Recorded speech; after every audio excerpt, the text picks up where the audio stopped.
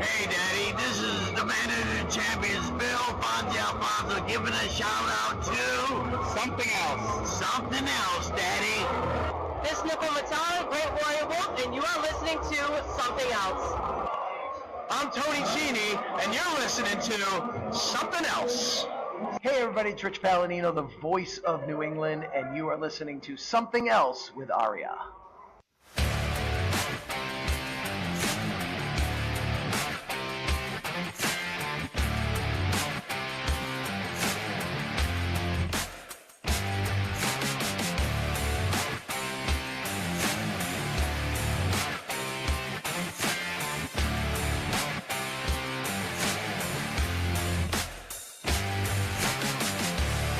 And welcome to episode number 104 of Something Else. Feast your hair holes on this week's episode as we take a look at Mid-South Wrestling and World Class Championship Wrestling from 41 years ago today, July 9th, 1983. My name is Arya, and joining me, as always, is the Olivia Benson to my Elliot Stabler. It's Trae. Trae, how you doing today? I got no complaints, man. Olivia Benson's awesome. For once, you're not asking, why can't you be the other person? We were Munch and Finn. Which one would I be? Between Munch and Finn, huh? I'd give you I feel Finn. like, I'd give you I Finn feel just like because I want to be Munch. I feel like more of a Finn. Yeah. But welcome to the show, where occasionally we talk about wrestling in between discussions of the original cast of Law and Order SVU. Yeah. Let's be honest, nobody wants to be, oh my God, I forget the actor and the character's name, but the guy who played Dennis Duffy in 30 Rock, who was on like the first season, he was Olivia's boyfriend for a little while. I don't even know if I've seen any that far back.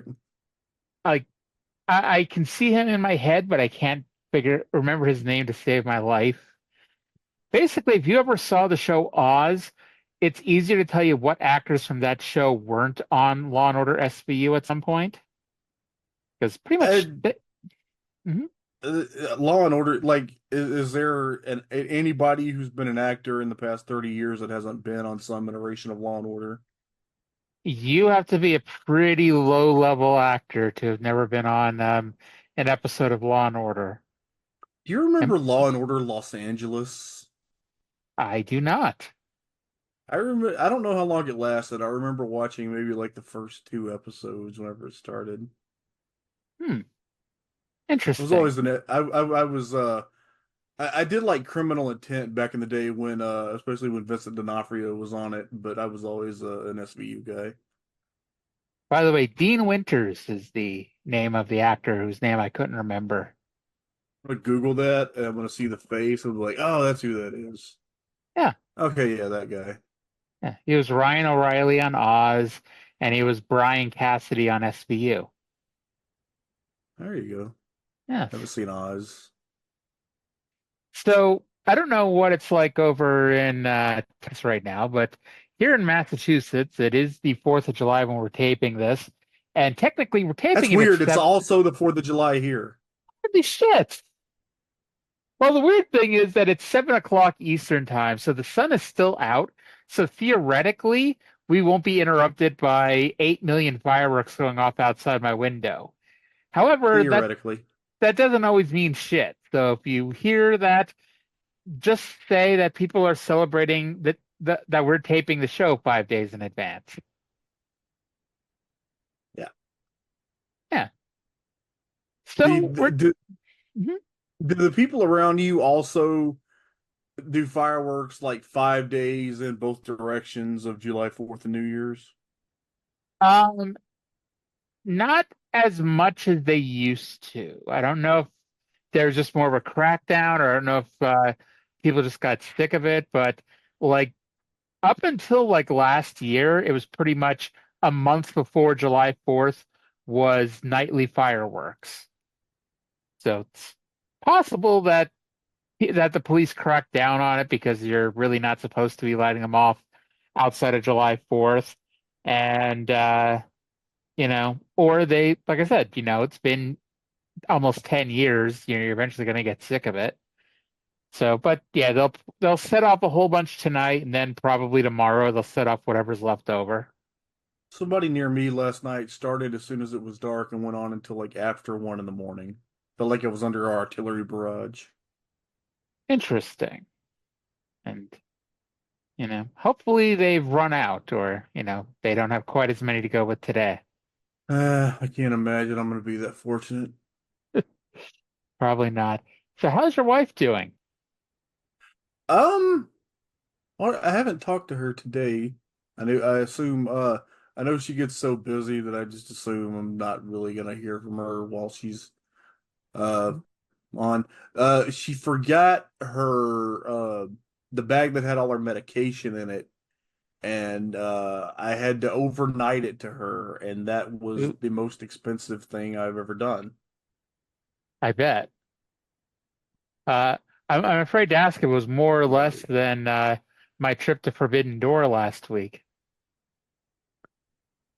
Um, Actually, the ticket was only like $20. So, well, it might not have been, depending on how long the drive was. I mean, that wasn't that bad. But so, anywho, we're talking about Mid-South and World Class from July 9th, 1983. We're officially halfway through 1983. And I know you've only been with us since, the beginning of May, give or take. But still, time really flies, especially when you're getting older. Time flies when you're having fun. Yes. And hey, at the very least, we can honestly say we're having fun. Of all the things we do, this is the most recent thing. So this is one of them. yes. So let's start with Mid-South Wrestling, July 9th, 1983, from the Irish McNeil Boys Club in Shreveport, Louisiana. Normally, this is where I would play the intro with Boyd Pierce and this week's guest host, Cowboy Bill Watts. However, Boyd Pierce took a speed reading course this week because the entire intro went 14 seconds. And he ran down the name of about 85 people who are going to be on this week's show. And he's like, we don't even have time for Bill Watts to talk. Let's go to the ring. There was a lot of shit on the show this week. Yes, but like the funny thing is, and I know we'll get to it, but at least the end of the show is just a repeat of something we've already seen.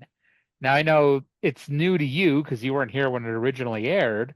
But it's like watching this, like we had two lengthy trips to Houston and then a 10-minute, replay of a couple of weeks of Angles. So it was like, hey, do you remember roughly when the Kamala match originally aired? Because it's been a while. The one with Iron Mike Sharp. Yeah. So it happened in Houston on December 10th, 1982.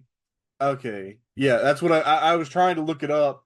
It was like the only record I can find of Kamala and Mike Sharp having a match in Houston for Mid-South Wrestling was December 1982. So yeah, it's been a while. And the Dusty match was from like the week before. Yeah, the Kamala Mike Sharp match, like it either aired a week or two after or the beginning of January.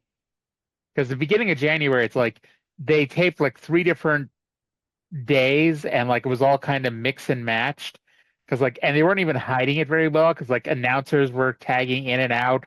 The crowd was completely different. It was like it didn't take the biggest sleuth in the world when you watch like January 1983 episodes to notice that we're bouncing all over the place. But so we go straight to the ring with some new jobbers, Doug Vines and Big Boy Williams. Big Boy Williams. I will do anything for Big Boy Williams. Versus Magna TA and Johnny Rich. Now, I believe the Chiron said it was Ralph Williams, but our researcher called him Big Boy Williams, and yes, he did. That is an amazing name. And the funny thing Vines is actually bigger than Big Boy Williams. And I could not find any history of Big Boy Williams. Because they were dressed exactly the same. They had the same gear. They had similar hair. So I was like, okay, this must be like, a Memphis team or something. And they came in to do some jobs.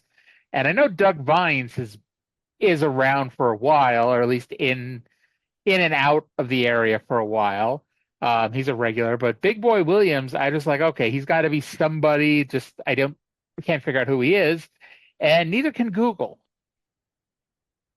Yeah, I didn't look that up. Like, I didn't look that hard, but it was like, yeah, I know who Doug Vines is, but I had never heard of Big Boy Williams. Yes. Well, since we didn't play an intro, we got to play. Bill Watts got bored during this match, and he talked about a recent visit to jail. Yes. Let's go to Bill with that right now.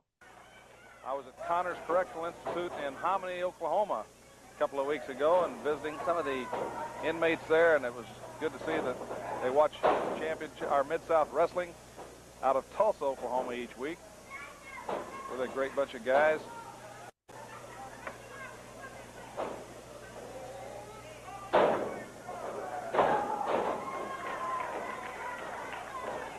Hang on. TA.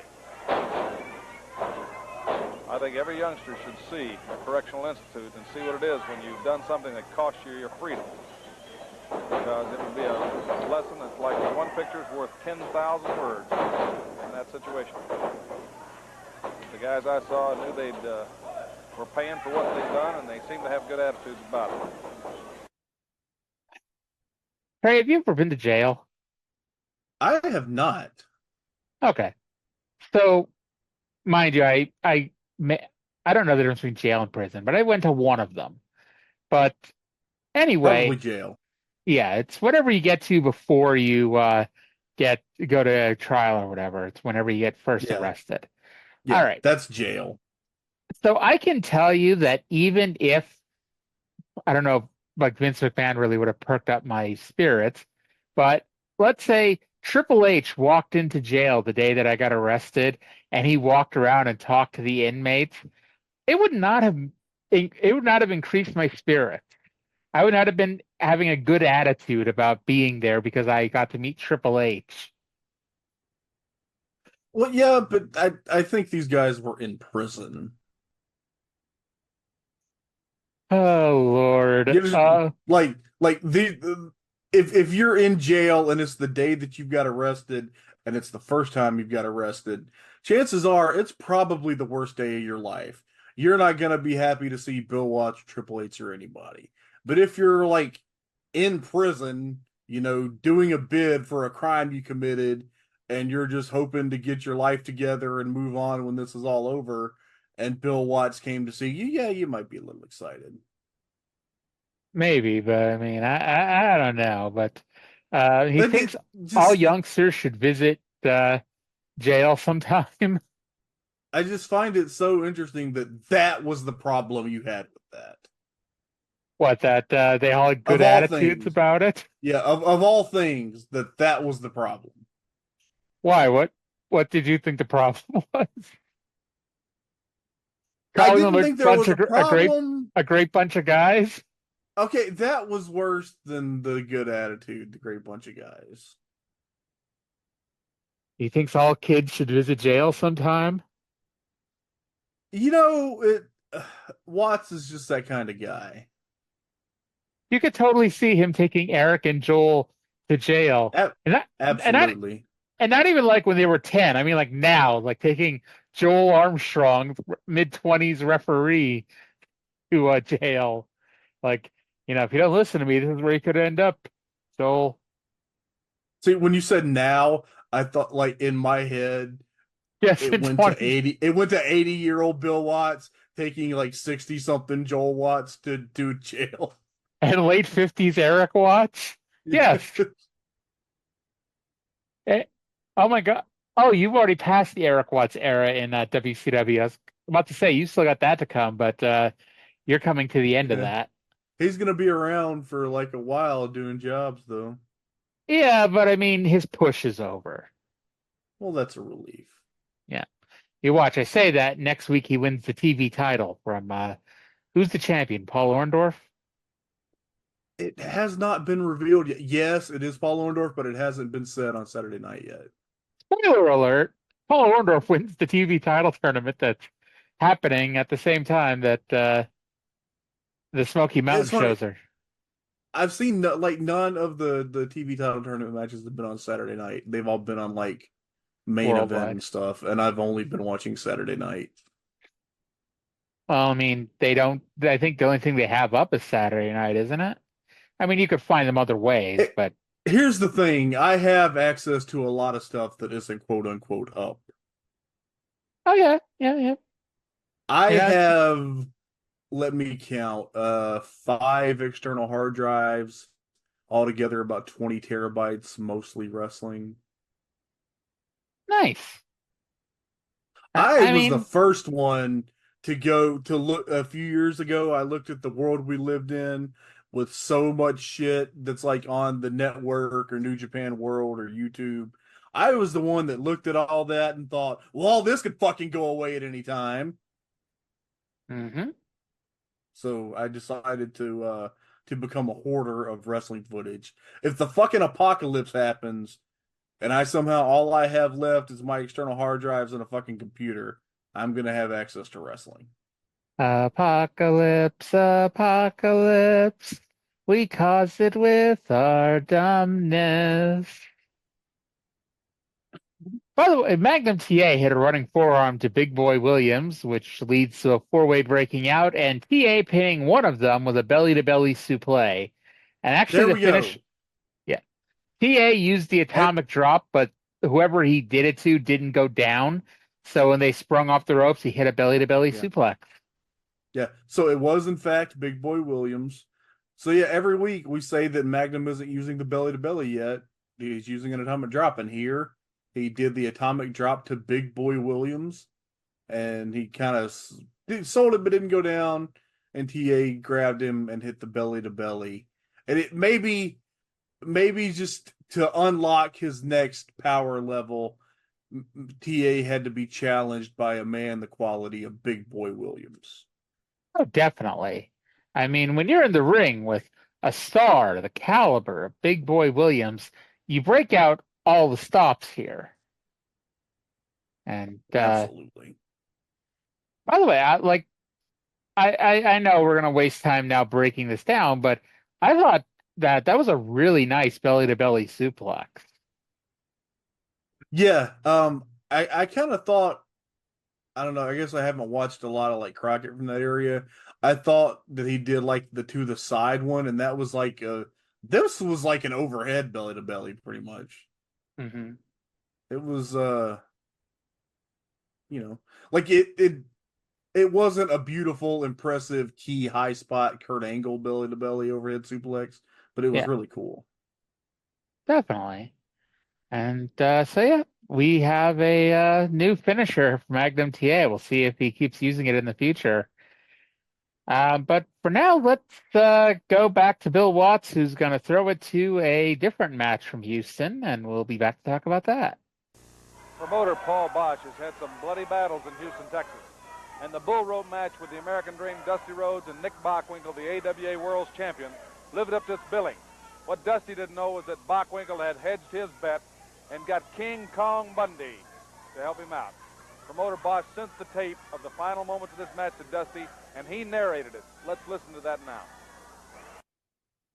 Okay, so it's always weird because Mid-South is an NWA territory, but A, the NWA champion rarely appears on the show, and B, they regularly have the AWA champion in footage. Now, I don't think Nick Bockwinkel, to the best of my knowledge, he's never appeared at the Irish McNeil Boys Club, but he's been in a lot of these clips from Houston, and I get that's a lot of Paul Bosch because Paul Bosch, had heat with the NWA because he would just book whoever was available without, being loyal to the NWA champion.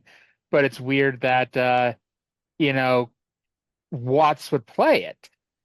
And here's the thing. you are technically mistaken. Watts was not a member of the NWA during this time. O'Reilly. Correct. I just kind of assumed he was because, everyone He was outside of he Vern. was. I know. You're everybody but Vern and Vince and Watts. But I mean, technically, Vince still was. It's not until September of '83 that the WWF goes out of the NWA. But yeah, I get what that's you're true. saying. That's true. So yeah, I remember reading at some point, and I can't remember the context, but because Watts was not a member of the NWA, but he was, and especially more so in like 84, 85, able to book the NWA World Champion, and that somehow the fact that the NWA let Watts book the NWA champion, even though he's not a member, was like it helped with the NWA show the government or whatever that, see, we're not a monopoly. Mm-hmm. Oh, definitely. Honestly, and I mean, this kind of throws a monkey wrench in there. I was convinced last year that they were grooming Dog to be the NWA champion because they were doing the thing that they do to all the candidates where they send them all to all the different territories to introduce them. And because Dog was in Charlotte, he was in Georgia, he was, in St. Louis. Like they were sending Dog all over. I'm like, oh, I think Watts is grooming him for a title he's not going to win. With all due respect to Dog, I cannot imagine that many people were very seriously considering him for NWA champion in 1982. I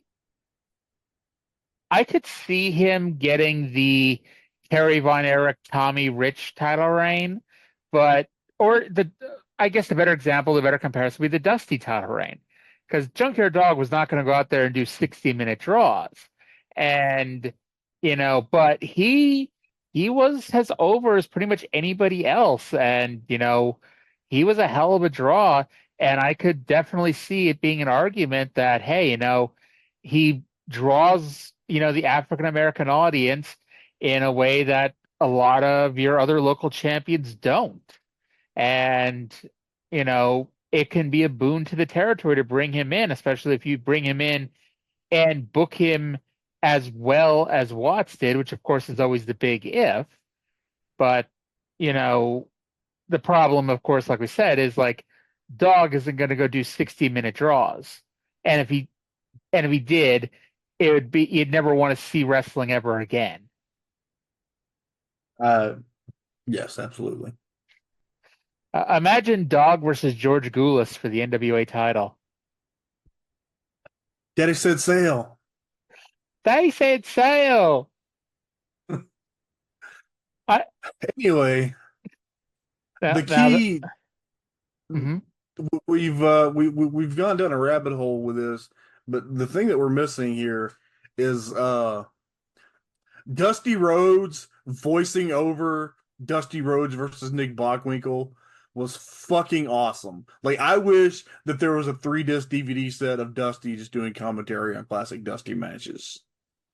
Unfortunately, that did not happen. Although, I haven't watched the matches on the WWE Dusty Rhodes documentary. Maybe they had alternate commentary with Dusty and like Michael Cole or Jonathan Coachman or something. So I still have my copy of that DVD that I bought, when it came out. Yeah. And it had the one that it talked. You pushed a button and it would say a little Dusty phrase. And I loved that so much and I used it so frequently. And then I think I tried it when I picked it up a year or two ago and the battery had finally died. So I wish there was a way to resuscitate my Talking Dusty DVD. So I was a huge Miley Cyrus fan, a while ago. And I still am to a degree, but not as much as I used to be. And my girlfriend at the time bought me a Hannah Montana singing pen where you press the button at the end and it's Hannah Montana singing. And oh my, like, first of all, this thing was so fucking loud and there was no volume control. It's like everyone within 2 blocks could tell that I was listening to the singing pen. But anyway, I still had that pen until like 2 or 3 years ago, and the ink had long since run out, but the fucking song still played just as loudly as it ever did. It's amazing. It's quality. Yes. Now, I'm sure everyone's listening because they wanted to hear my take on Hannah Montana. But Nick Bockwinkel and Dusty Rhodes had a fun little match for what we saw. It was a bull rope match. Yeah. We're What we saw, this looked awesome. Yes, we were joined in progress. Nick is already wearing the crimson mask. I didn't see Bobby Heenan at ringside. He may have been there, but they didn't focus on him at all. Dusty slaps on the figure four, but Nick breaks it with a cowbell shot. Ted DiBiase runs it at the finish, but he couldn't stop Dusty from pinning Nick. So Bundy runs in and lays out Dusty. And Bundy's fists were taped, so Dusty wants a taped fist match with King Kong Bundy. Taped fist. Yes. And it's like his entire fucking arm was taped up. It might as well have been a cast match. DiBiase would like that. Yes, yes. Well, from here we go to a 2-on-1 handicap match, and sadly, Reeser wasn't especially wacky when introducing it. But we had King Kong Bundy versus Ron Ellis and Jerry Caldwell. Caldwell could not run the ropes and was falling into them. They tried individually to go after Bundy, and neither of them could handle Bundy by themselves. So they tried attacking him at the same time, and that didn't work either. And then the finish was Bundy gave one of them the Atlantic City Avalanche on top of the other one for the pin. And none of that is important because the key to this match was Watts explaining that when Dr. Death was in New Jersey playing football, he went to Atlantic City to inquire about the reputation of one King Kong Bundy and found that, surprisingly, King Kong Bundy, not a good person. So mainly, this is all about Watts teasing Bundy versus Dr. Death. No way. And, I mean, they've also teased Bundy versus Dusty, which, may be a Houston exclusive for all we know. But by the way, note that last week they told us Dusty would be here this week, and all we got was that. Yeah, they play loose and fast with what constitutes being here. Yes. From here, as I messaged Trey earlier today, you could fast forward the next 10 minutes because they spend the next 10 minutes recapping the angle first from 2 weeks ago where Ted DiBiase had his big-ass cast and dug and destroyed it, which then I first typed led to a recap of last week's tag team title match, but it wasn't a recap. They just re-aired the entire goddamn match. Yeah. And this is why we couldn't have a proper intro, needed Boyd to speed talk through everything. Boyd Pierce walked so Excalibur could run. Can you imagine being the closed captioning guy for AEW? Oh, that sounds like a nightmare. Hacksaw Butch Reed versus Mr. Wrestling 2, who I noted is no longer introduced as the National Heavyweight Champion. And I'm like, okay, I'm going to look this up here during a slow moment of the match. And referee Ricky Ferreira could barely hold them apart long enough to ring the bell. And then after exchanging some fisticuffs, 2 locks on a front face lock and wouldn't let the fuck go. And Watts then reads a letter from a senior citizen, which of course he does. And then they vaguely talk about something that happened, and it has led to the national heavyweight title being given back to Larry Zbyszko. And they said that 2 never even had the chance to lose the title in the ring. They just took it from him and gave it back to the living legend. Good old Larry Zbyszko. Yes. Now maybe they'll have a rematch in the Omni. Now, do you know what happened there? I do not. Okay, I actually figured you were going to look that up. I was going to because I had the exact same experience as you did. Like, oh, the 2 already lost the title. Okay, they're explaining, and I don't know. They just explained that. I don't know. Watts. They stripped 2 of the title and returned it to Larry Zbyszko, and I was like, okay. I do not know what grounds. what grounds that would have been on. Maybe I can figure it out. So at least according to the always reliable Wikipedia, he's not even listed as an official champion. So it's probably some, wacky BS thing. What's travesty? Yes. Yeah, man, Let's hear it. we need to NWA. position Billy Corgan to ex post facto recognize Mr. Wrestling 2 as the national champion. Yep. So, according to wrestling-titles.com, Larry Zbyszko won the national title on March 20th.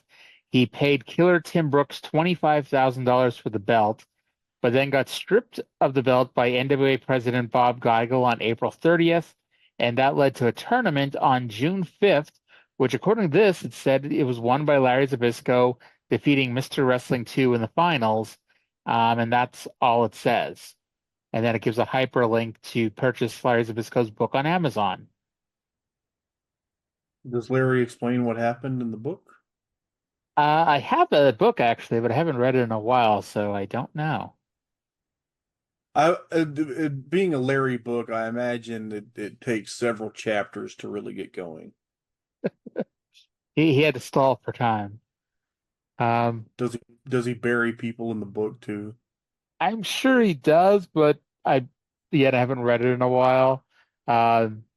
I just remember because Larry used to be at a lot of local indie shows in 2007, 2008, and he was also selling DVDs full of footage owned by WWE. And he was talking about how this was footage that he himself owned or he himself got filmed. And so I'm like, oh, that could be interesting. And it was like either $5 or $10. It wasn't like anything, absurd.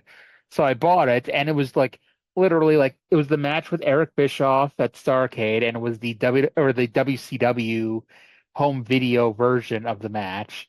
And then it was like the Bruno match in the cage. It was like all WWE owned footage, and it's like, oh boy, it's like Jerry McDevitt is itching for this one. That Larry. Poor Larry. And Larry, if you're listening to this, and I can't imagine why you wouldn't be, please feel free to chime in and let us know what the hell happened with you and Mr. Wrestling 2 with the national heavyweight title. You think Jerry McDevitt knows Larry Zbyszko's name? Maybe not right this second, but didn't Larry sue the WWE because Chris Jericho called himself the living legend? Did he sue? I remember him making noise about it. Maybe it wasn't actually a lawsuit, but I don't know. But I'd imagine Jerry at least knew who Larry was. Whether or not he knows him now is debatable. If I'm Jerry McDevitt, I'm happily enjoying retirement and hoping Vince forgets my number. How happy you think that motherfucker is that he quit when he did? I could be wrong, but I'm gonna bet he knew shit was going down. It's like, Vince, I can't be part of this. That's probably why he retired. Yeah. By the way, back to our Butch Reed Mr. Wrestling 2 match, because there's a reason why we're not talking about the match, and at least the finish anyway. 2 makes his comeback, hits a few knee lifts, and then goes for the big knee lift. Because after hitting 20 knee lifts, it's the 21st knee lift that matters. Reed sidesteps it, and 2 gives a running knee to the turnbuckle. Reed hits the flying football tackle for a 2 count. When 2 got his foot on the ropes, I was actually convinced it was going to be a controversial finish where the referee counts 3, and then Reed surreptitiously pulls 2's foot off the ropes before the referee could see it. But nope, that would have been more interesting, but the referee caught it. The actual finish saw them fight outside the ring.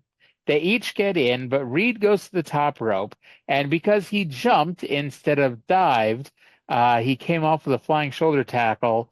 Thus, he was disqualified for doing a actually remarkably similar move to what Mil Mascaras did last week. I was so goddamn furious.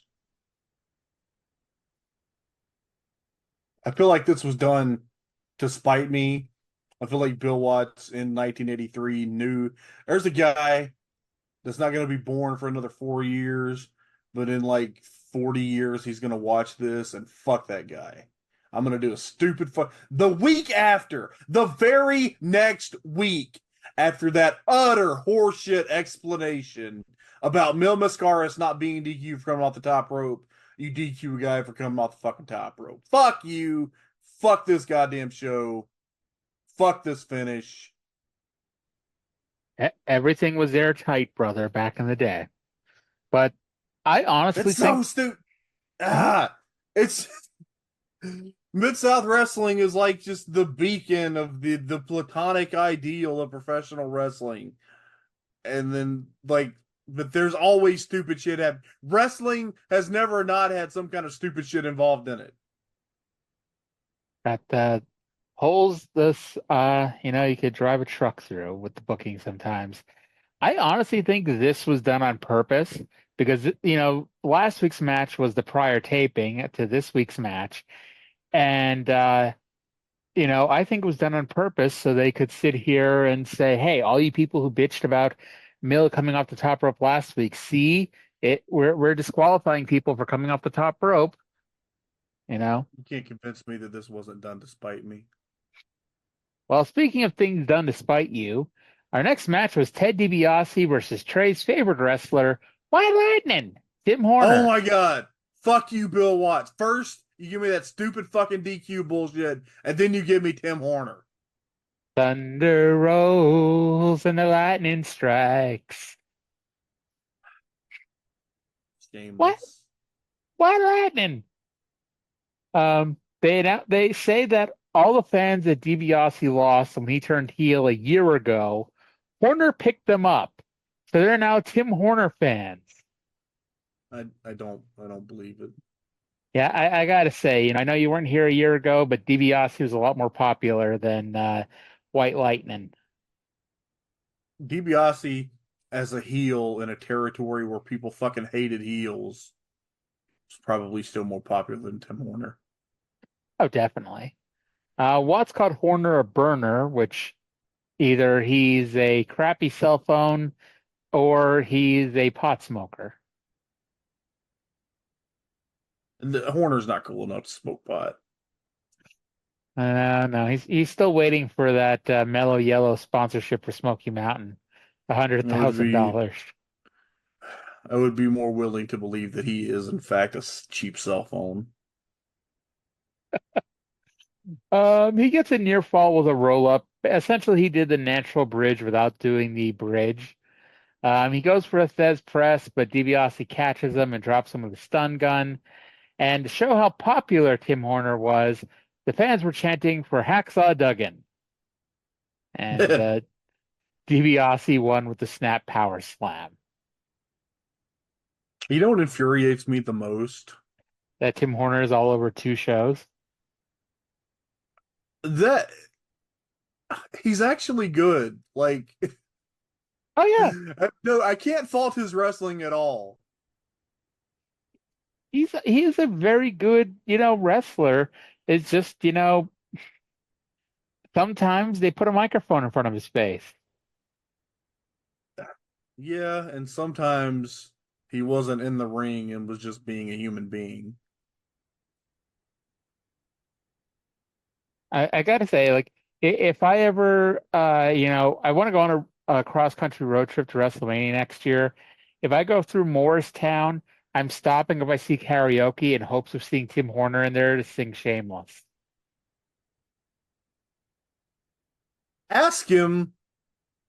Just ask him for me if he ever fucking listened to the lyrics of the Thunder Rolls. Outside of Thunder Rolls and the Lightning Strikes, I barely know the lyrics to that song. Really? Yeah. I'm not going to because I'm a terrible singer, but I might be able to sing the whole song.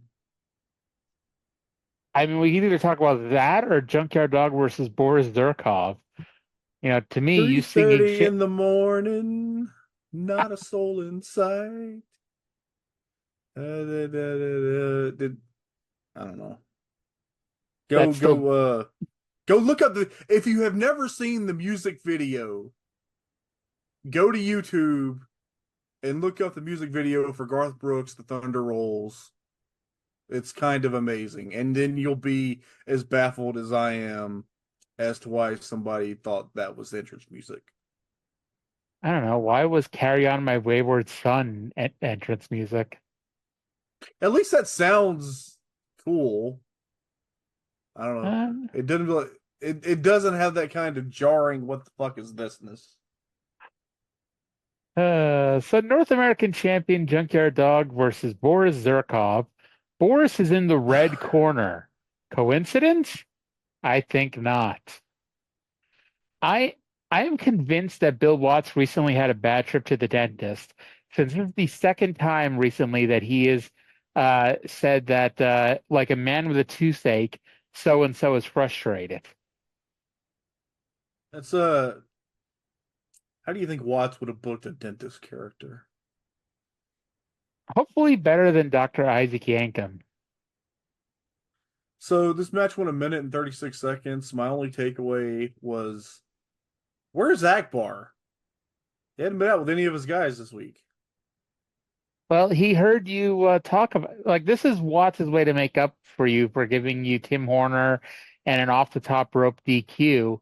I'm not the one that hates Akbar.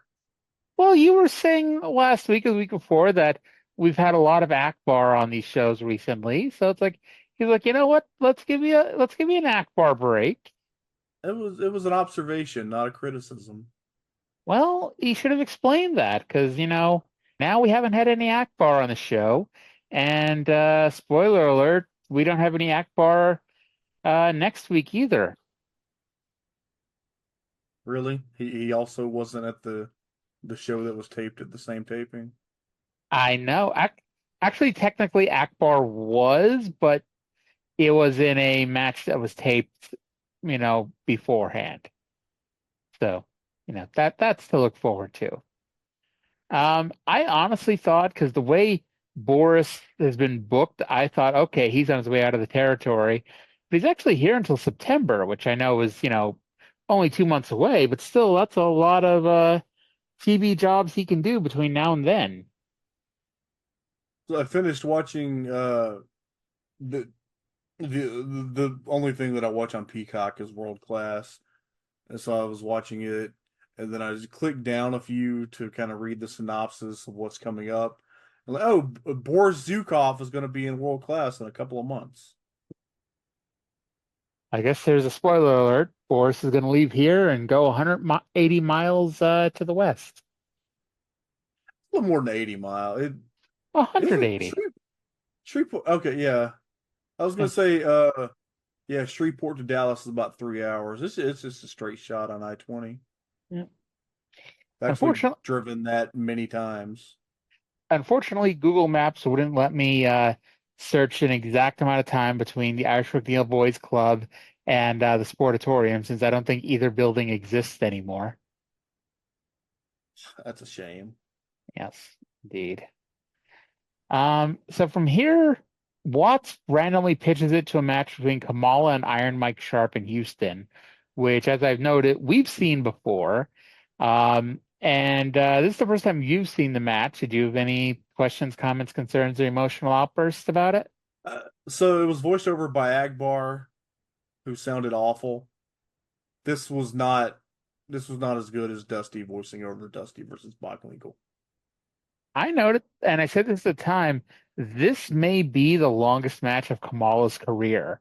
It only went 6 minutes, but let's be honest, how many 6-minute matches can you remember of Kamala's? Not many. Exactly. And this was, for those who remember, this was during the time when they did the angle where Akbar paid a lot of money to make the pile driver legal in Mid-South because he wanted to break Iron Mike Sharp's neck. And so Iron Mike Sharp gave him a pile driver instead. Ow. Yes. If it helps, it didn't break General Akbar's neck. Remember when Kamala wrestled Bryan Danielson for the ROH World title? I do. We talked about it on this show last year. Apparently they went 11 minutes. I mean, I yes, that probably answers my question of if this match was the longest match of Kamal's career. But I mean, if I remember, like it was 11 minutes, but I mean, it was not a Bryan Danielson 11-minute match. It was a Kamala match that Bryan Danielson was involved in. Prince Nana was the special referee for that match. If I recall correctly, he did not do the Prince Nana dance. Did he swerve when he drove? Probably not. I don't think you're supposed to swerve when you drive. No, but I mean, as Like, somebody who just did 450 or so miles on the car this past weekend, I can contend that it is not good if you swerve when you drive. you didn't swerve. Nope. I did take a 1 hour nap in a Connecticut rest stop. Actually, it was 2 hours. I had a good amount of sleep there in a gas station in Connecticut to prevent me from swerving because I would have fallen asleep otherwise. So, the first WrestleMania that I went to was WrestleMania 30. Speaking of Bryan Danielson, WrestleMania Speaking of 30 in Bryan New Danielson. Orleans. Mhm. I lived in northern Mississippi at the time. It was about a 6 hour drive, and that was the period of my life that I had undiagnosed sleep apnea, and so I was like almost falling asleep when I was driving all the time. So I remember on my way home from that weekend stopping and sleeping for like an hour at a rest stop somewhere in southern Mississippi. And I told this to my wife, and I don't think she's ever been more appalled by anything I've ever done. What's She's that? just certain that I was just a hair away from being murdered because I took a nap at a rest stop in Mississippi. Well, I mean, I can tell you that I always make sure to lock my doors when I take my nap in a car.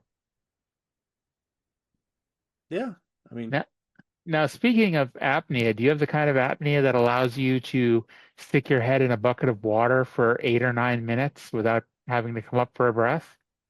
no, I didn't know that was a type of apnea. I didn't know anybody could do that. Okay. So spoiler I have the alert. type. I there- have the type of apnea that makes me fall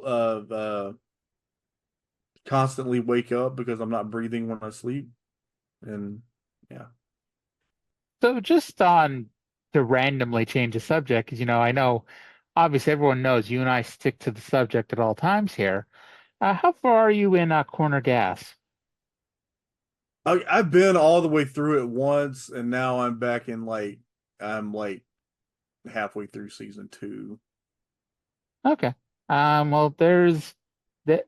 But let's just say that that apnea thing is not just something I pulled out of my ass here. Oh, is there a sleep apnea corner gas? I don't know if there's a sleep apnea episode, but there's an Uh, episode where um, it turns out Karen can hold her breath for a really long time, and everyone bugs her for the entire episode about it. oh And yeah, it's the episode where Hank made a Lego replica of Dog River. fantastic! Yes, Such a great show. it really is. 6 seasons in a movie, and then an animated sequel or spin-off or whatever you want to call it. Yeah, I just watched that too. Like I went through them in like I don't know earlier this year, and I got most of the way through the animated series. Just kind of forgot about it, so I finished it, and then it was back in my bones, so I just had to restart the series. It took me a long time to actually finish the animated series because I tried to watch it when it originally aired. I would torrent that shit, but it's like it didn't really stick with me. And so I because it's on Freevee, Amazon Freevee, Yeah, and I'm like, you know what? Fuck it. I'm gonna get through this. And I did, and I mean it was fine. I do commend like the actress or the voice actress they got to play Emma now that yeah, Janet Wright has passed away. She yeah. does a She did great a job great of job. sounding like Emma too, Yeah, like Janet Wright. yeah, And it's very good. Yeah, I had never seen the show until earlier this year, and then like I heard Lance Storm talk about it, so I was yeah, aware of it. And then I don't know, I don't know, I like Canadian stuff anyway. Like I'm a big Letterkenny fan. Mhm. But I just was like I have a Amazon Fire TV stick, and like you said, it's on Freebie, which is owned by Amazon. So it was just like, hey, do you want to watch Corner Gas? And I was like, well, sure. And then Yeah. yeah.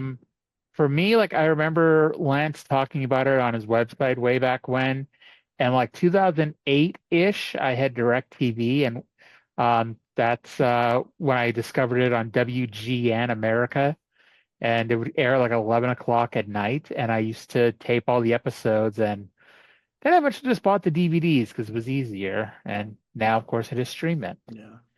It's But it's a very good like comfort show. it is, and it's one of those shows, like with the exception of the, you know, season 1 finale, season 2 premiere, it's not a show that you need to watch every episode in order. You can just pick random episodes out of the blue, and you're not really missing anything by skipping around like that.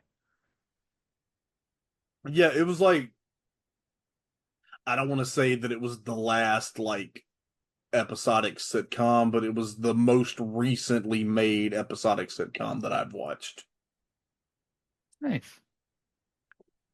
So, by the way, next week, Dr. F. Steve Williams will be here, and Ted DiBiase is going to take on Johnny Rich.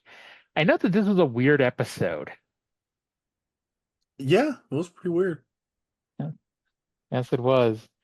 And so from here, we're going to get in our car and drive 100, actually it's 190 miles west to Dallas, Texas, for World Class Championship Wrestling. I should give you a heads up. There is some weird audio issues with this week's episode. And it's not going to play the intro. Then I'm going to skip ahead to Grand Changes in the first match against idea of audio fun that we have in store for us today. Welcome to World Class Championship Wrestling from the Sportatorium in downtown Dallas, Texas. An international array of tremendous stars. Gentleman Chris Adams from England, Chavo Guerrero, the Latin American superstar, and David Von Erich, of course, from Denton County right here in the Dallas area. And our main event will feature one of the Freebirds, the big man, Terry Gordy, and his opponent, one of the Von Erichs, Kerry Von Erich, the All-American boy. That's our main event. Coming right up next on World Class Championship Wrestling, we'll feature gentleman Chris Adams and John Mantell. Okay, so I have to make something here. When he announced that in action today was Chris Adams, Chavo Guerrero, the Latin American superstar, both David Von Erich and Kerry versus Kerry main event, I put Chavo Guerrero and the Latin American superstar with two different people. So speaking of audio problems, cannot understand you at all right now.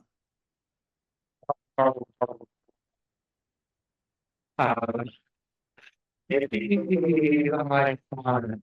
Can you hear me any better now? I kinda like I can just vaguely make out what you're saying, but it's like it sounds like I'm listening to you through several tubes like a mile away. So let's do it again. Let's take a 20-minute break in real life, and I'm going to reset my record, and hopefully everything works out.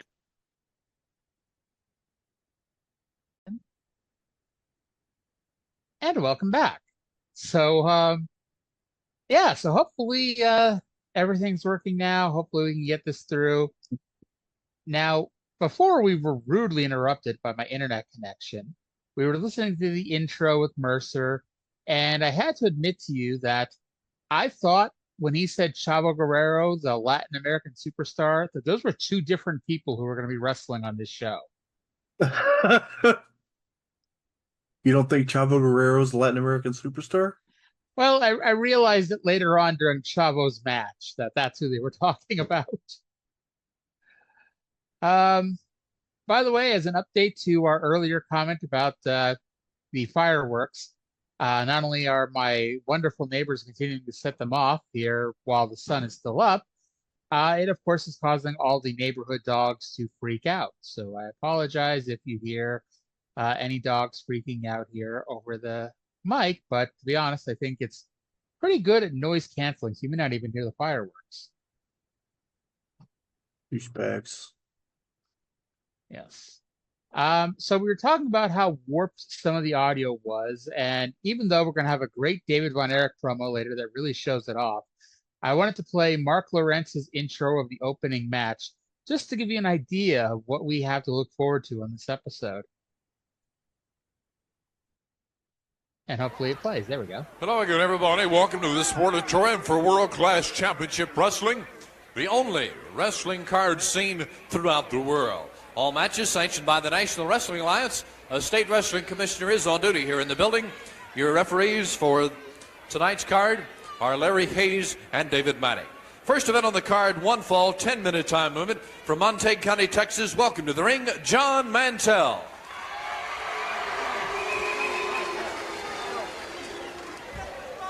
From England, the man known as Gentleman, Chris Adams. See, I wanted to believe, because you had warned me ahead of time that the audio wasn't very good on this episode. I wanted to believe that it was just a Mark Lorenz thing, and that everything else was great, but no. And, it wasn't consistent throughout the show. Like, it would, weirdly be all right, and then just cut to that level of audio for a little bit. There's a moment during this match, and the crowd is chanting "Go Chris, go!" with those Texas accents and with the garbled audio, and it sounded "Go Chris, go!" It's like they had come across the sarcasm from Inside Out 2. And we're so happy to see you guys. I would have the biggest sarcasm. But by the way, when I was in Long Island last weekend for Forbidden Door, I had to leave my Airbnb at 11, and of course the show doesn't start until or the doors don't open until 6, and so I had to kill some time. So I went to the movie theater and saw Inside Out 2 again. Oh, really? Yes, it was just as funny the second time. But I want to watch it again. I'm gonna watch it again when it gets on Disney Plus. Coming soon to Disney Plus, I'm sure. But so Chris Adams versus Jon Mantell, a rematch from a few weeks ago when Adams went to a 10-minute time limit draw with Mantell. And so I'm like, wasn't that dumb? Didn't that make no sense?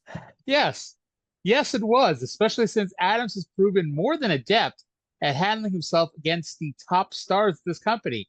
He's beaten Jimmy Garvin. He's beaten the Mongol.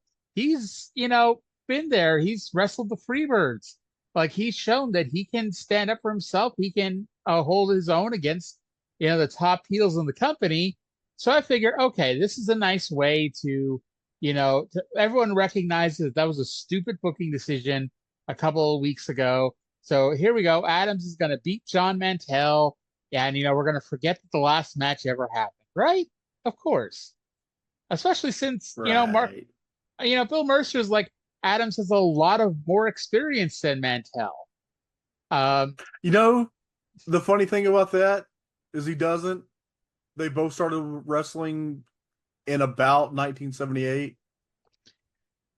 See, you get to say things like that for Adams, because Adams, he's wrestling all over the world. He's from England, damn it.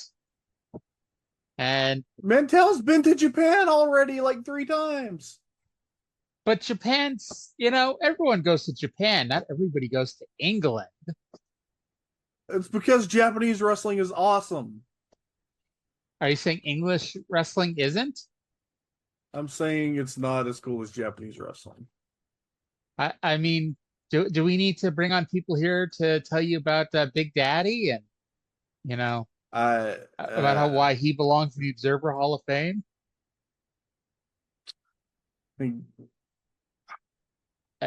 I think some people get really upset about poor Big Daddy not being the Observer Hall of Fame. You know who should be in the Observer Hall of Fame? Big Daddy? Big Boy Williams. Yes, Big Boy Williams should be in the Observer Hall of Fame. Dave, you need to put him on the ballot this year because I'm going to vote for him when I get my No. ballot. Just put him in. Just do it like it's 86 and just put him in. There you go, or 96. But one of these days, right to the I'm moon. gonna get an Observer Hall of Fame ballot, and then I'm gonna know I finally made it and laugh. If it helps, I could share my Observer Hall of Fame ballot because, spoiler alert, I get one of those things. I don't even know how because like I quit being much of a reporter like 5 years ago. But yeah. Anyway, Someday. So the funny thing is like I'm gonna note here, and it's gonna sound like, well, this is obvious why Johnny Mantell is being protected. He's the brother of Ken Mantell, who's the booker.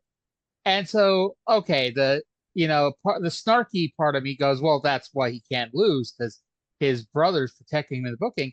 Johnny Mantell loses all the fucking time. Like, I don't think he's ever won a match, at least since we've been watching. Chris is going nowhere as a babyface in this territory. He needs to turn heel as soon as possible. By the way, they announced in the middle of this match that Kerry versus Terry is going to be a lumberjack match in the main event. And they do they do the time cues, and they do the 5-minute cue. Okay.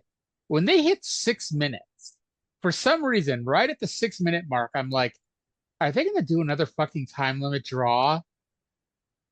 And they're not going to do that. The match just continues. Adams goes for a drop kick, but Mantell hooks the ropes and lets Adams crash and burn. The fans are loudly chanting for Adams. It's not even like, oh, it's 50-50 or whatever. The fans fucking love Chris Adams. And we get the 2-minute call. So we get a double clothesliner to drop both men, but Adams is first to his feet. He makes his comeback, and I'm getting ready to write. He hits the super kick and gets the win.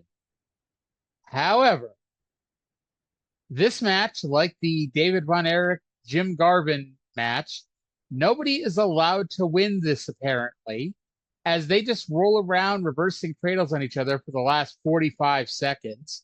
And yes, for the second time in a month, Chris Adams and Jon Mantell go to a 10-minute time limit draw.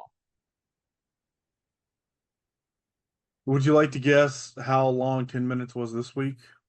There was only like 11 minutes into the show, so I'm going to say 8 minutes, 15 seconds.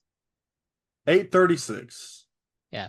I was pretty confident that this one was under the 10-minute time limit here. So Chris Adams is just getting screwed left and right. Yeah, Chris Adams, we've noticed, can beat all the top guys in the company. Can't fucking beat preliminary wrestler Jon Mantell. Yeah, I don't understand why. Boy. So, speaking of things I don't quite understand why, David Von Erich is going to cut a promo next, and I'm not entirely sure if the warped part of this is any better than the non-warped part. But let's go to Bill Mercer with the man who, remember, is being groomed for the NWA World Title. This is the man that was chosen to be the best of the Von Erichs. And every week, I'm constantly amazed by this. But let's go to Mercer and David. With David Von Erich, as we back to Reunion Arena and talk about a couple of events. First, the World Heavyweight Championship. You came down to help your brother Kevin. And the second one, the Texas Heavyweight Championship with you and gorgeous Jimmy Garvin. Now, I know you were concerned about Kevin, but did you kind of lose your cool when Harley Race interfered? Of course I did, Bill. Now, first off, you know how the brothers are. We're the tightest family I've ever seen in my life.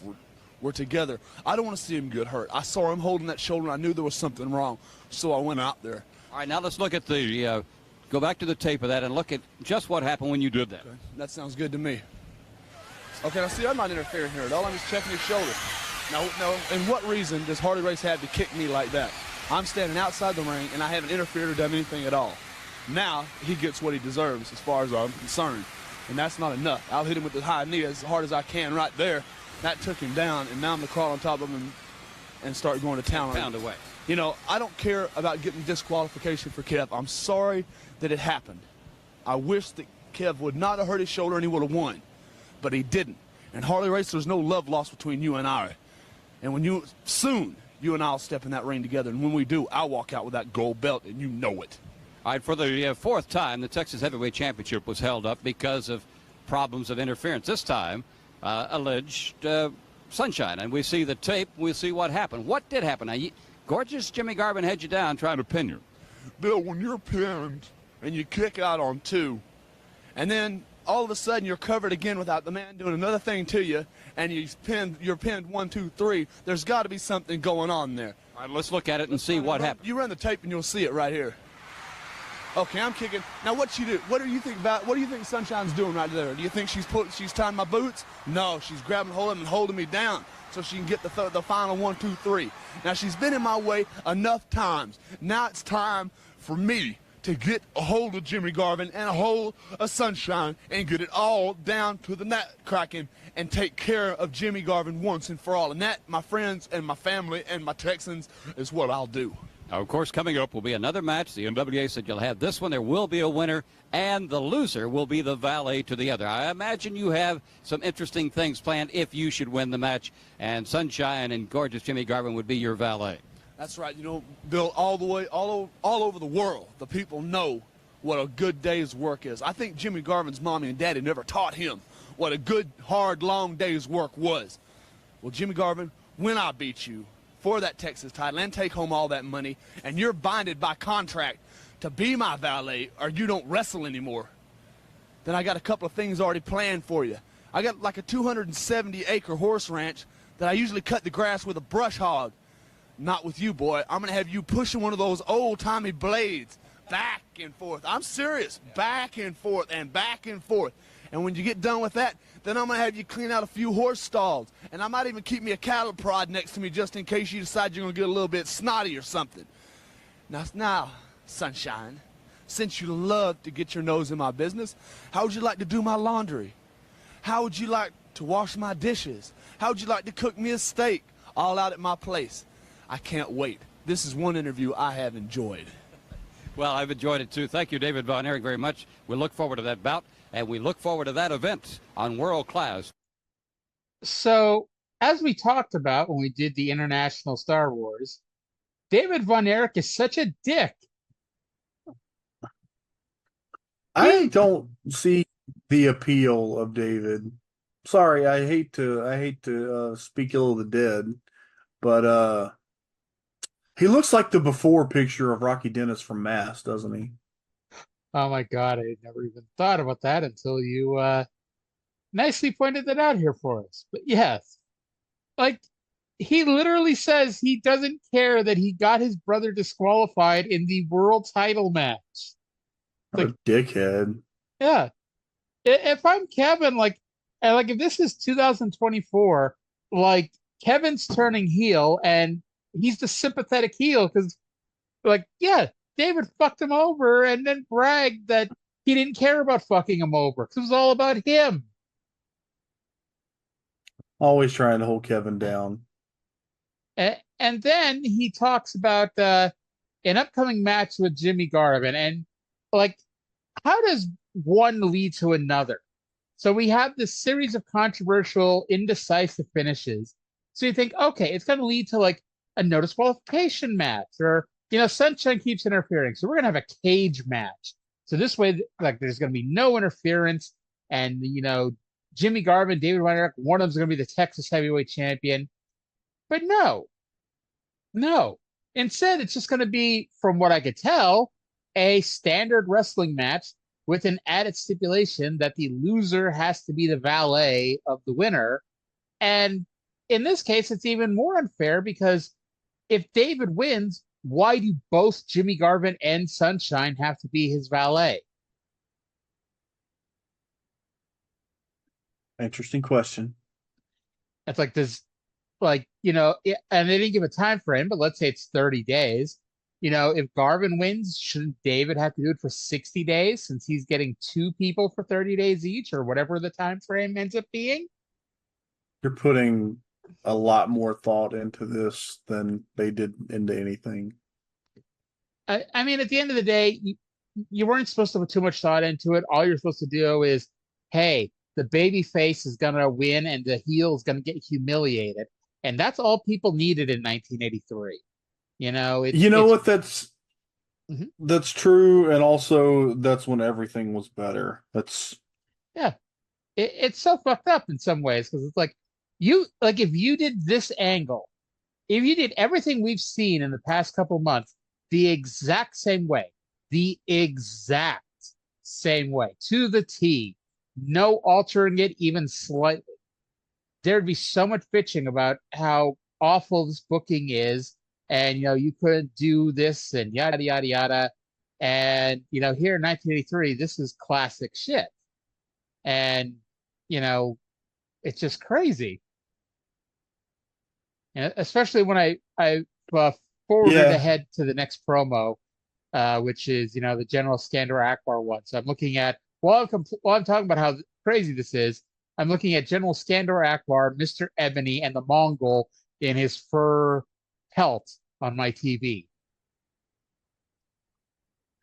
Yeah. I just get the biggest douche vibe off of David. It sounds like he needs a wife. He's like, he needs Sunshine to do his laundry and to do his dishes and make him dinner. Like, motherfucker, do your own laundry and dishes and make yourself dinner. Hell, you still live on Fritz's farm. Ask your mom to do it. Maybe the reason that it's got to be both Garvin and Sunshine is that he doesn't want a wife, he wants a husband. Oh. I mean, he's planning on just making Jimmy Garvin do farm work. And honestly, and I get why that's still funny, I'd say it would be even funnier to have Sunshine doing all the farm work. Especially if they're maybe he wants to watch Jimmy Garvin all sweaty and working. And by the way, can we guarantee that Sunshine wasn't trying to tie his boots at Star Wars? I mean, the camera did not really take a good look at it. His boots may have been unlaced and she was trying to help him. I never give anybody the benefit of the doubt, do we? No, we don't. So we got Chavo Guerrero versus Rip Rogers, who is bouncing back and forth between Mid-South and World Class. Because like we said, it's a 3-hour drive. And he's also time traveling to 1993 and bouncing between WCW and Smoky Mountain. And I know I said this a few weeks ago, but it's like every time I see him in 1983, I keep thinking it's Lanny Poffo. Like the short black hair, the black beard, the same dimensions. They're about the same size. Rip looked a lot more bizarre in the early 90s. Indeed. When he bleaches his hair. Definitely. It was here that I realized that the Latin American superstar was not a separate wrestler competing on today's show, but what Mercer called Chavo. Mercer really marks out for Chavo's ability to do moves. They announced that next week is the Garvin-David match, and I wrote that I hope Kevin gets his brother disqualified. He should, by all rights. Now, I made fun of Mercer for marking out for Chavo doing moves, but I'll tell you what, when he had Rip Rogers down and he was doing a headstand between his legs and kicking him in the face, I was marking out for that. That was fantastic. This is like the best match on either show this week. Honestly, well, I guess not on Smoky Mountain because they do the whatchamacallit, the matches from Pikeville, but outside of that, compared to, believe it or not, to Bobby Eaton versus Dr. Tom Pritchard, this was a lot better than Bobby Eaton versus Dr. Tom Pritchard. Yeah, that was something different. and we'll get to that on Thursday. But so Rip is an amazing enhancement talent, and I hope whatever he made in wrestling, it was enough to live comfortably on, because he deserved more than he got. Um, Mercer really Yeah. didn't have a lot to add here. He said that Rogers was ripping into Chavo. Thankfully, Chavo survived the ripping, and he hit what was called a flying headbutt body slam, which was a jumping back elbow. And he then hit a second one for the win. Yes, he did. That was this was good. Indeed. It was almost a Judas effect. We had a Judas effect somewhere else too. I forget where, but I saw there was a second Judas effect. I think it was actually Kerry did one later. But Oh. we go from there to Mr. Ebony with General Skandor Akbar and the Mongol versus Mike Bond. And this is why I'm not a booker, because I came up with a great idea for either a reality show or just a scripted series. Mr. Ebony goes to evil medical school to become Dr. Ebony. You see, you want a dramatic backstory of Mr. Ebony. What I want is a buddy comedy depicting the friendship between Mike Bond and Bruiser Brody. That would be interesting. Wouldn't that be a hell of a TV block?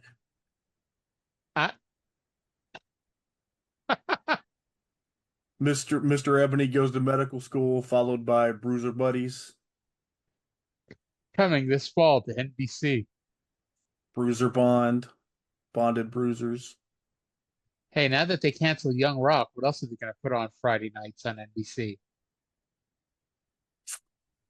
It's a shame. Yes, no more Dwayne twisting wrestling history on Friday nights. I guess he could always just be on SmackDown. Unrelated to anything, but you ever watch Ghosts? No. Is it any good? I love it. I think you'd probably like it. It's I watched the UK version first, which is amazing. The American version is like, it has its own identity, and it's a really good show in its own right. Or like the British version might be like technically in ways better, but the American version is also very good and enjoyable and has its own characters and stories. I love it. But the thing I didn't even realize until after, because I had watched Ghost and then I watched Corner Gas and I made the connection. The actress that plays Karen actually has like a small role on an episode of Ghosts. The UK version or the US version? The US version, which is actually filmed in Montreal. So nice. Yeah. But and anybody else, go to Paramount Plus and check out Ghost. It's a fantastic show. By the way, since I mentioned Dwayne and his altering of history, have you did you watch the WrestleMania 40 behind the scenes documentary yet that they put out? Haven't yet. I got to watch that. And now, mind you, everyone has their own opinion, and you may love it. Personally, I thought it was all right, but it wasn't something that you needed to go out of your way to see. It's basically 60 minutes of Triple H and The Rock. And the thing that, like, I will never understand, and I was on this show back in February when they first did the announcement that The Rock was going to get the title shot and all that shit. And I still contend to this day that a lot of the anti-Rock shit wasn't so much pro-Cody. It was because everyone wanted Roman to finally lose the fucking belt, and everyone knew that Roman wasn't losing to The Rock. So, but they figured that Cody would win. They wrestled. So that was my theory. But anyway, Brian Gewirtz said something in a recent interview too, and it was basically the same thing. Cody ruined it, quote unquote, because he wasn't enthusiastic enough about giving up his WrestleMania title shot to Rock. Look, Cody definitely has some kinks, but I don't think he's a cuckold. That's like, It's like, what did you expect him to do?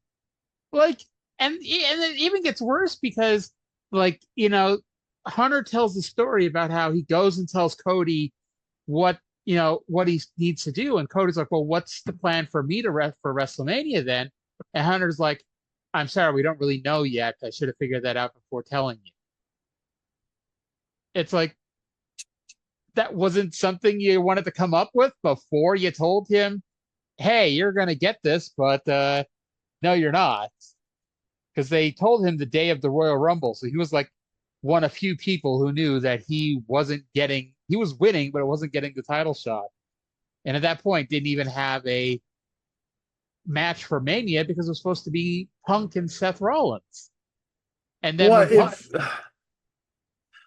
I don't know, like, if that's true, and I don't know what's true and what's not, but that's so stupid.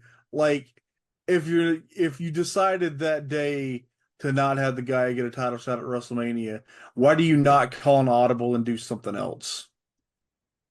I was there's a we talked about the Observer earlier. There's a chat room that I'm in with a lot of the Observer columnists, even though I'm not really one anymore. But one of them had a theory that this was Hunter and Rock having a power play, and Hunter made the call to have Cody win because he knew that there would be some backlash if Cody won, and then they did you're not going to get the title shot then. And so this was a whose penis is bigger competition. And you can argue both men's penis was bigger because, Rock still got a WrestleMania main event and got the rights to everything under the sun, and Hunter got what he wanted at the end of the day. Yeah, worked out for the best. But yeah, honestly, there's not a whole lot about that documentary that you can sit here and go, okay, this is why why we waited 4 months for this thing to get released. Because it's like,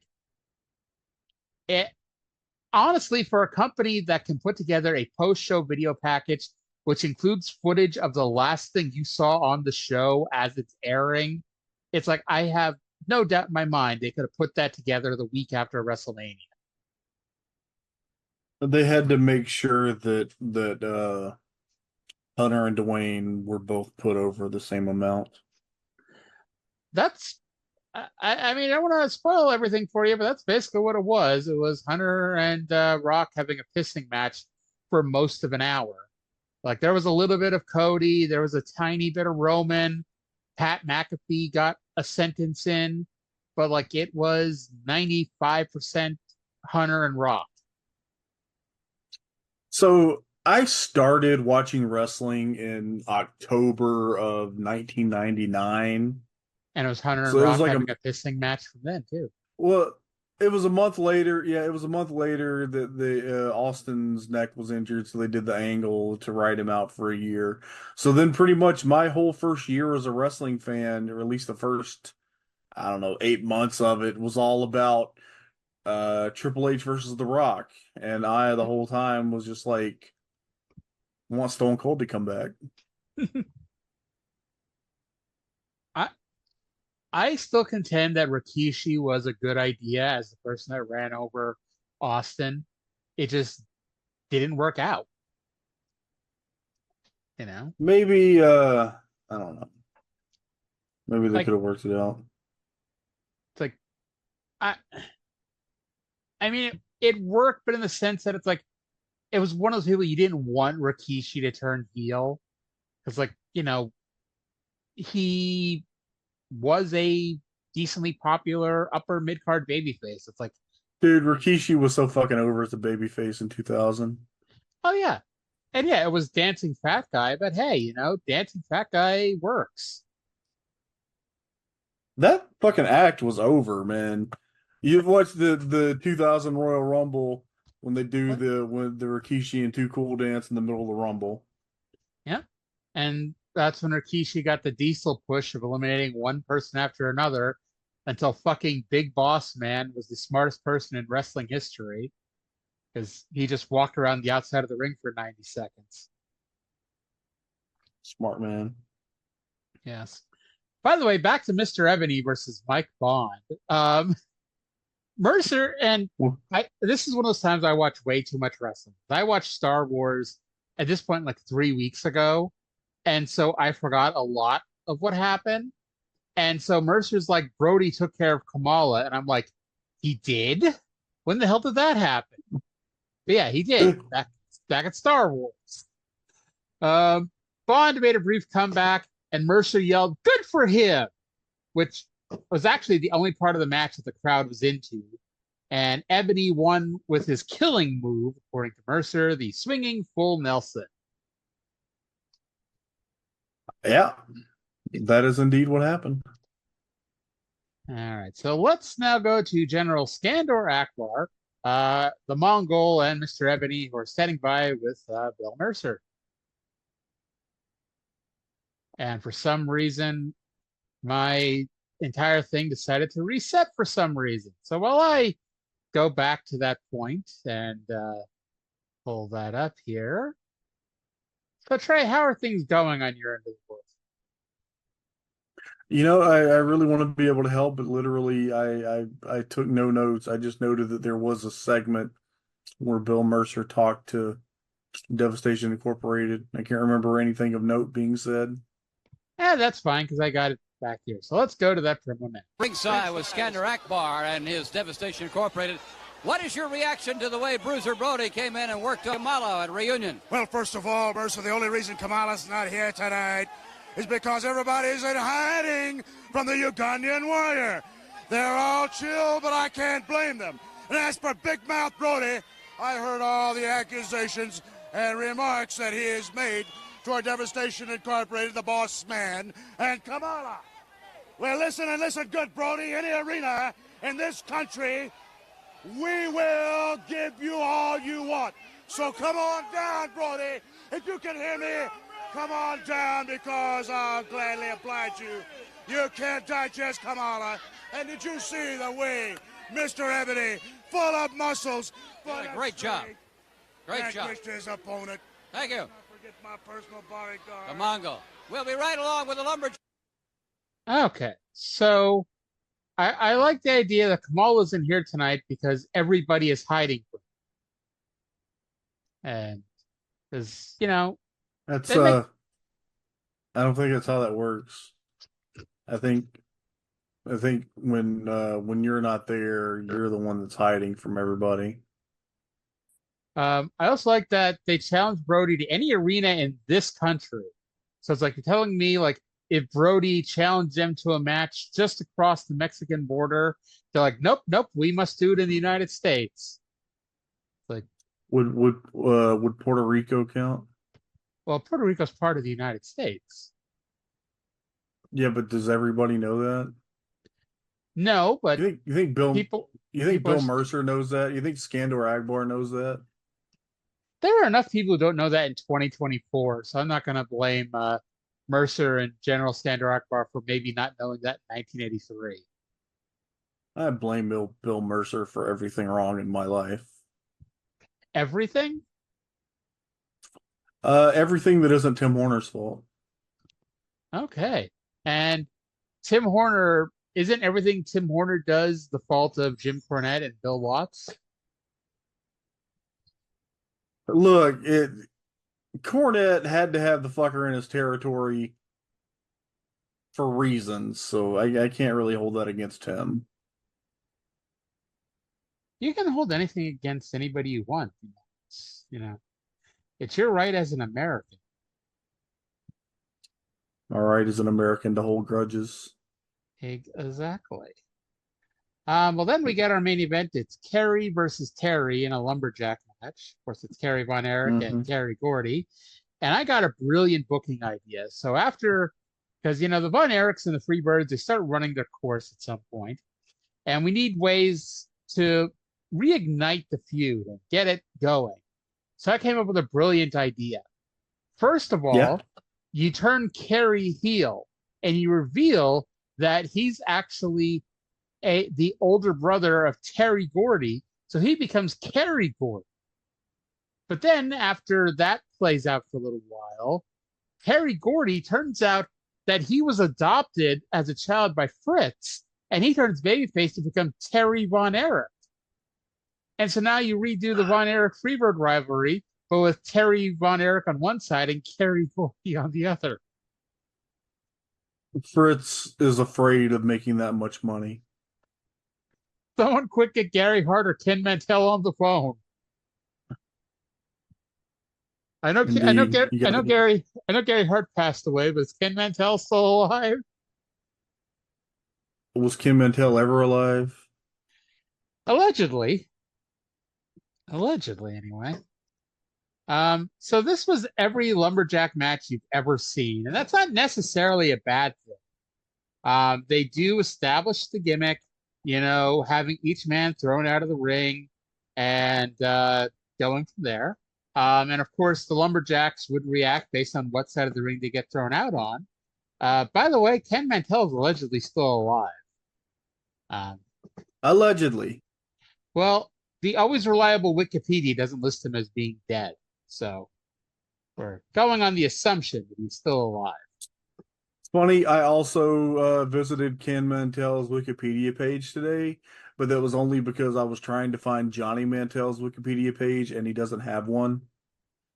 Johnny Mantell is too good to lose to Chris Adams. He's not good enough to have a Wikipedia page. I used to think that one day I wanted to be famous enough to have a Wikipedia page, but now I don't think so, because I realize that if I ever did end up with a Wikipedia page, it'd probably be for a bad reason. Well, I don't have a Wikipedia page, but I do have a note on Wikipedia from Full Gear 2019, because I fucking hated Kenny Omega versus Jon Moxley in a lights out match. And they include on the Wikipedia page for Full Gear 2019, it includes my commentary about how much I didn't like that match. Really? Yes. And coincidence or not, I never got asked to do another AEW pay-per-view for the Observer site again. Now, keep in mind they were only running 4 a year, and by the time the next one came around, I was clinically depressed and suicidal. So if they did, I probably would have just ignored them. So there's Was it just because were you depressed because you hated that match so much? Yes. Damn.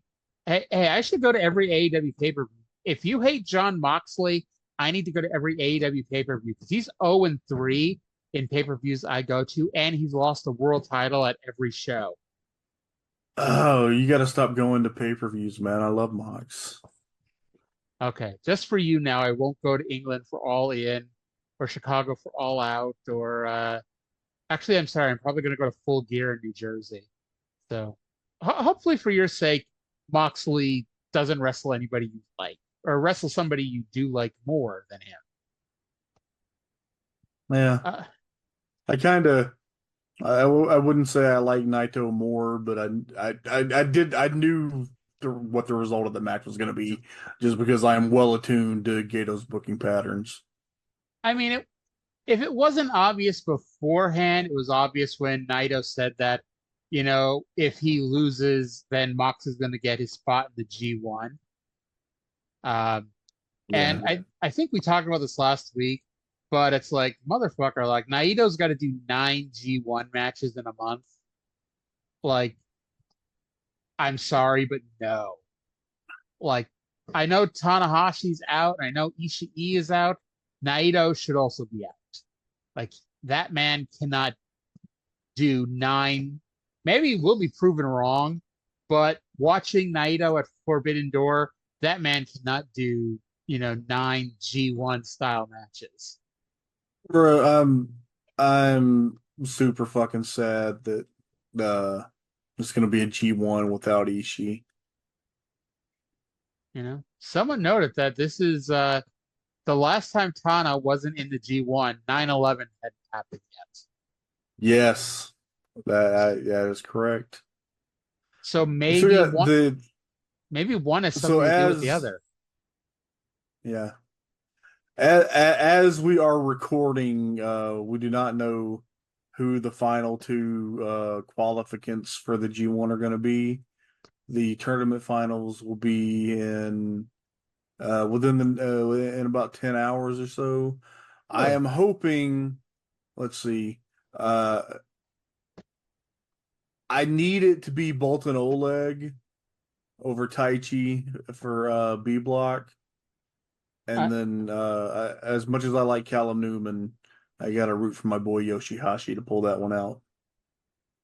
Honestly, I'd be shocked if Taichi won. Like, as much as I love Taichi, I'd be shocked if he got into G1 at this point. Bro, Bolton Oleg, they gotta strap a fucking rocket to that guy. Well, let me see here. Going through the list of people in G1, who do you think wins? Who do I think wins? Like maybe Yota Tsuji? That's my impulse, and then but I feel like that's the right thing to do, but I don't know if they're gonna do it. It's funny because I went from having like so much confidence in Gato as a booker for many years to now having very little confidence. But I was thinking, like, we were talking the other day about me having the urge to play like pro wrestling sim. And I think what I need to do is I need to start a long-term New Japan game and see where I can go with it.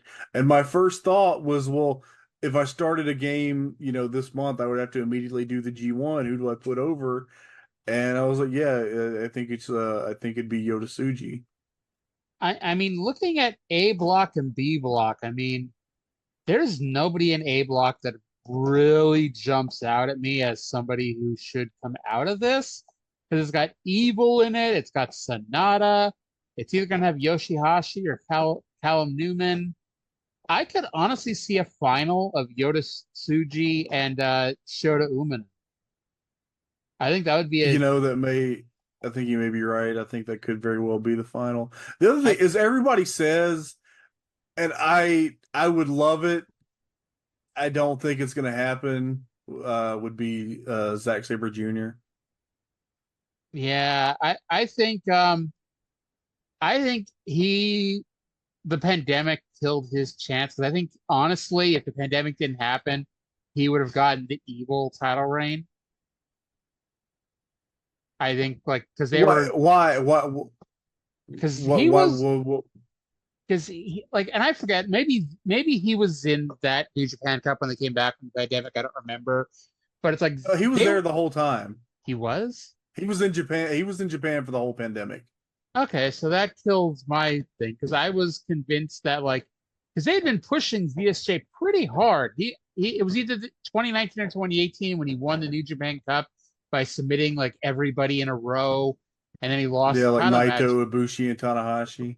Yeah, and I'm he was my pick for 2020.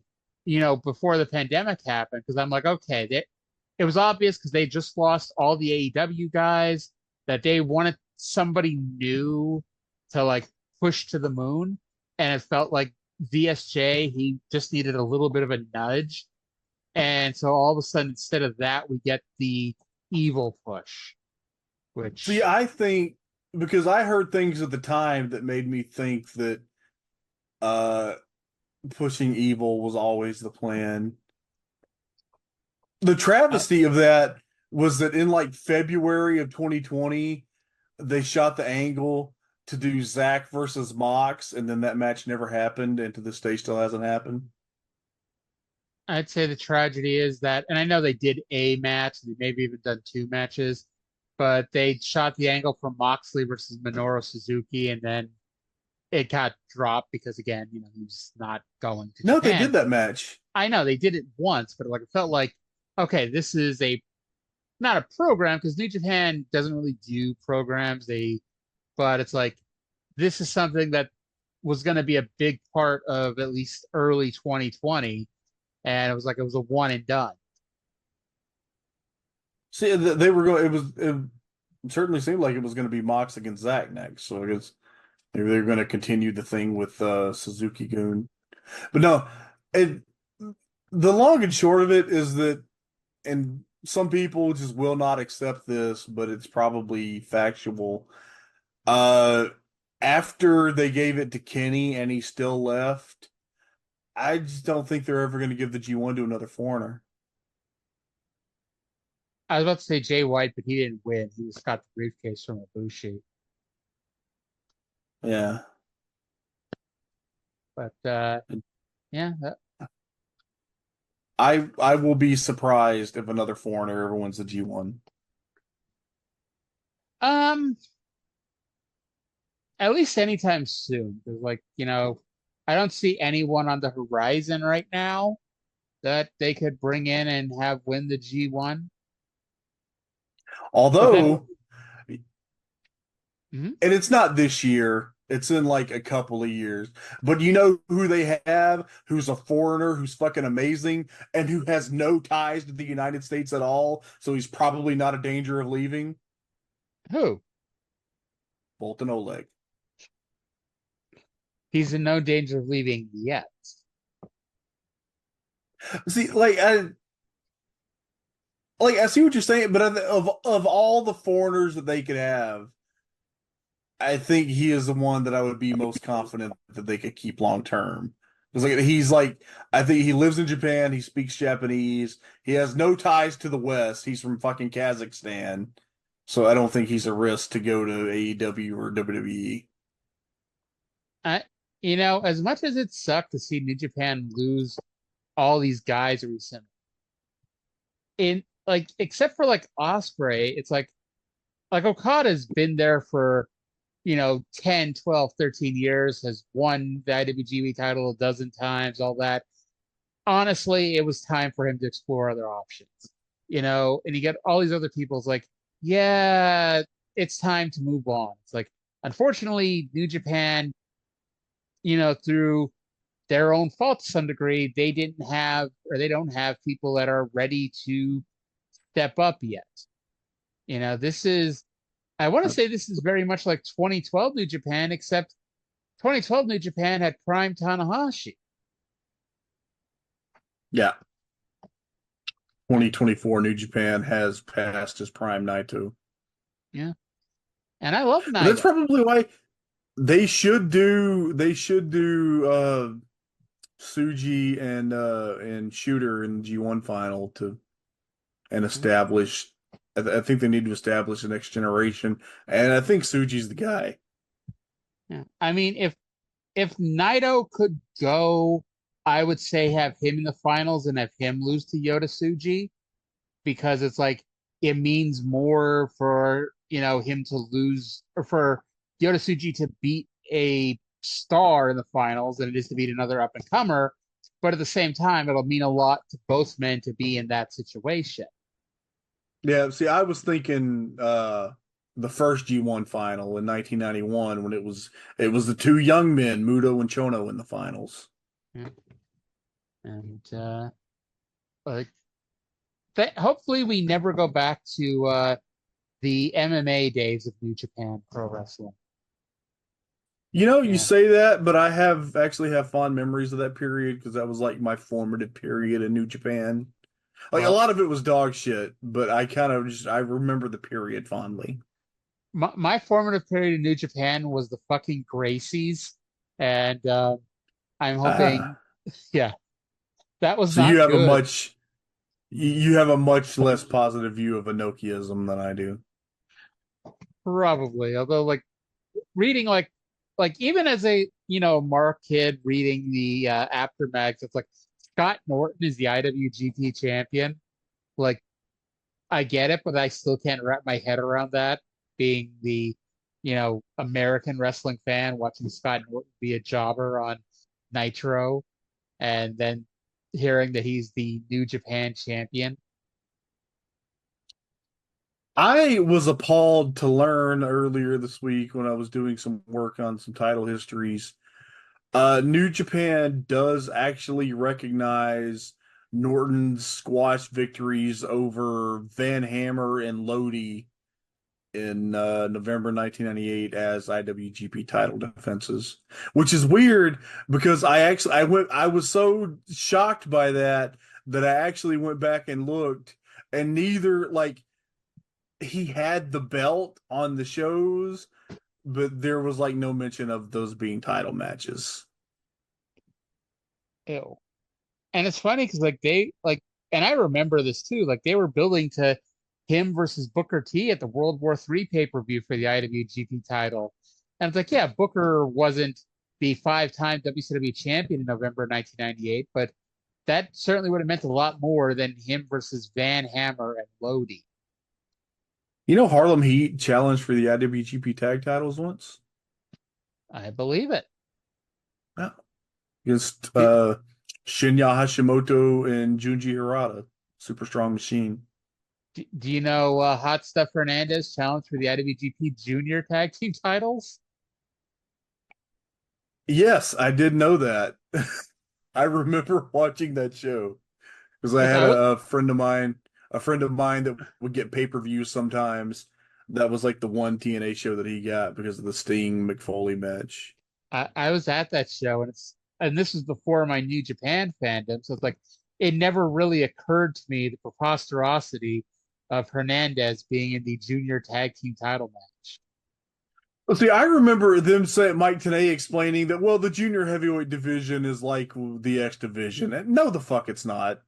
There's always been, it's 100 kilograms. It always has been. It's fucking bullshit that Hernandez was in a junior tag title match. What they could have said to try to get around that was saying that there's a tag team weight limit.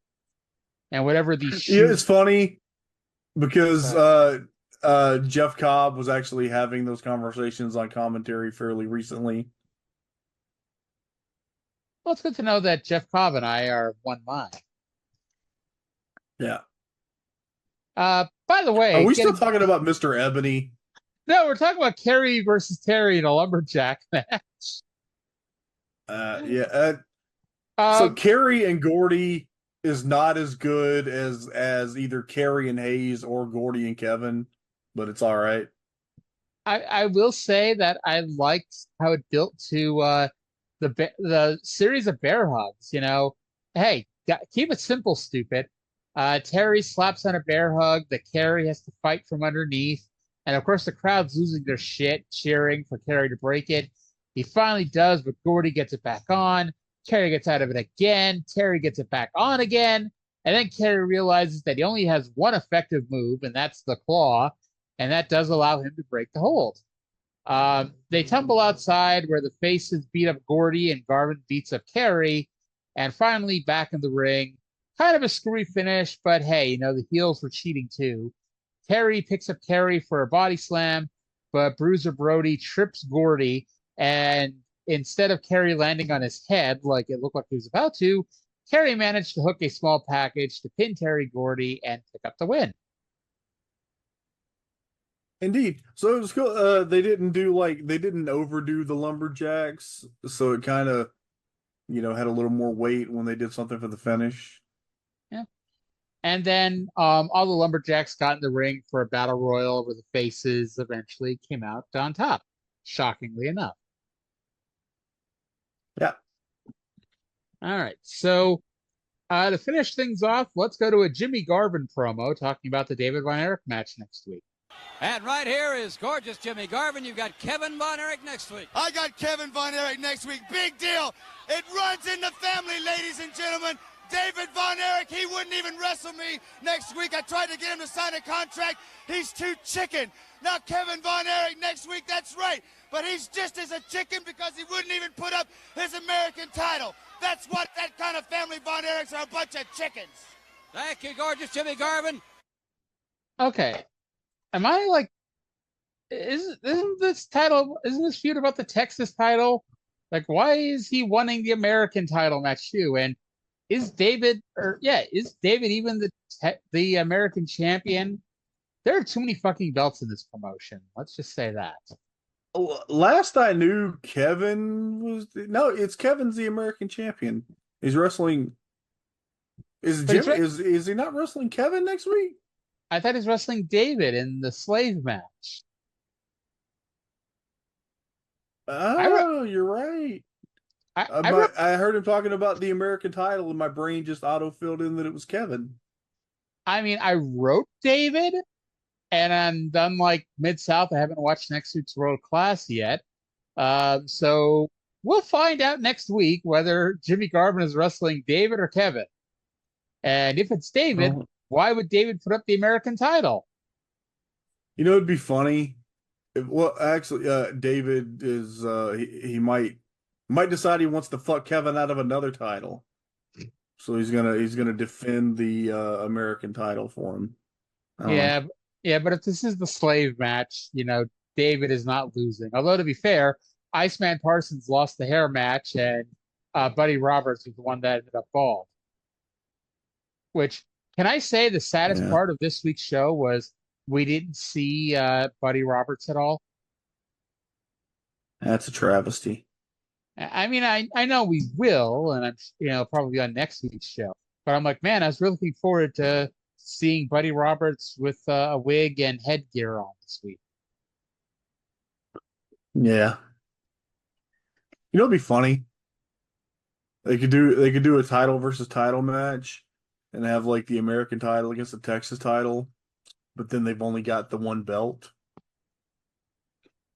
See, I thought you were going to say what's funny is do title for title, even though the Texas title is held up and the American title is held by the wrong Von Erich. Throw the brass knuckles title in there too. Who held that? Was it Gordy? Yeah, it's Gordy. Yeah. So Garvin can be defending Gordy's brass knucks title. David can be defending Kevin's American title, and the winner of the match gets the Texas title. Yeah, why not? Hurrah for anarchy. It sounds perfectly reasonable. Maybe we could take the Mongols TV title and put that on the line too. Maybe we can take Smoky Mountain TV title and put that belt into the mix too. But there's no actual belt. That's the joke. Thank you. Okay. Well, that's going to do it for this week's episode of Something Else. Minus our 20-minute intermission, I believe this show has gone 1 hour and 53 minutes at this point. So I think now seems to be a good time to end the show. Yeah, probably. All right. Before we go, do you have anything to say to our fine listener out there? Hi, listener. I hope you're keeping yourself well. I hope you're eating food and going to the bathroom and stuff, and hope you're having a good time with us. And we hope that you don't find it too personal that we're asking about your trips to the bathroom. It's just want to make sure you're eating enough fiber. We're not really that interested, but it'd be good to know if you are.